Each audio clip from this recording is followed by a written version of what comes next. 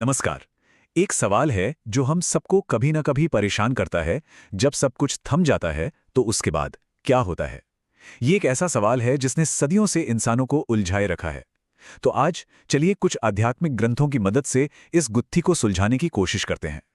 देखिए, ये सवाल कोई आज का तो है नहीं। जब से इंसान ने सोचना शुरू किया है, तब से ये सवाल हमारे साथ है। तो चलिए, आज इसी गहरे सवाल में थोड़ा और उतरते हैं। कभी अकेले में या देर रात की खामोशी में ये ख्याल मन में आता ही है ना, कि आखिर इस जिंदगी के पार क्या है? तो असली सवाल यही है, जब किसी की सांसें थम जाती हैं, तो क्या उसकी कहानी भी वहीं पर खत्म हो जाती है? या फिर ये बस एक चैप्टर का एंड है? वैसे कई आध्यात्मिक ग्रंथों में इसका एक बड़ा ही दिलचस्प जवाब मिलता है। वो बताते हैं कि जिसे हम अंत समझते हैं, वो शायद शुरुआत है, और इसका राज छुपा है शरीर और आत्मा के फर्क में।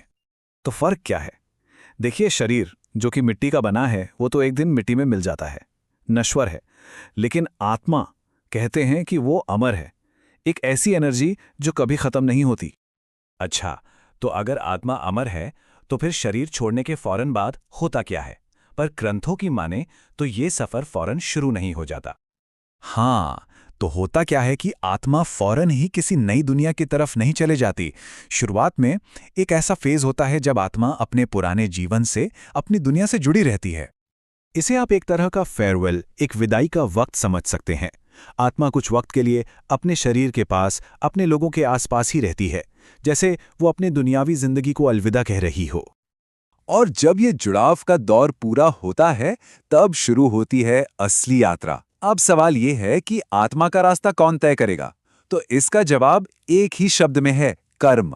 यानी हमारी पूरी जिंदगी का हिसाब किताब। हाँ, कर्म को एक तरह का कॉस्मिक जीपीएससी समझ लीजिए। हमने अपनी जिंदगी में जो भी अच्छे बुरे काम किए हैं, वही तय करते हैं कि हमारी आत्मा की अगली डेस्टिनेशन, अगली मंजिल क्या होगी। और जानते सबसे कमाल की बात क्या है? कि कोई भी रास्ता बेकार नहीं जाता। अच्छे कर्म वो शांति के रास्ते पर ले जाते हैं, और बुरे कर्म वो सजा नहीं बल्कि सीखने और सुधरने का एक और मौका देते हैं। मतलब हर कर्म का एक नतीजा है, एक सबक है। अच्छा, एक मिनट। आत्मा की बात आते ही अक्सर हमारे मन में एक डर सा बैठ जाता है ना? पर क्या आत्मा का असली मकसद डराना है? ग्रंथों की माने तो बिल्कुल नहीं। आत्मा का मकसद डराना वराना नहीं है। वो तो खुद एक तलाश में है, एक गहरी खोज में। और उसकी तलाश क्या है? वो है मुक्ति, जिसे हम मोक्ष भी कहते हैं।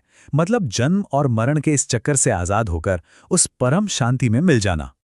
तो अगर हम इस पूरे सफर को एक साथ जोड़कर देखें, तो एक बात तो बिल्कुल साफ हो जाती है।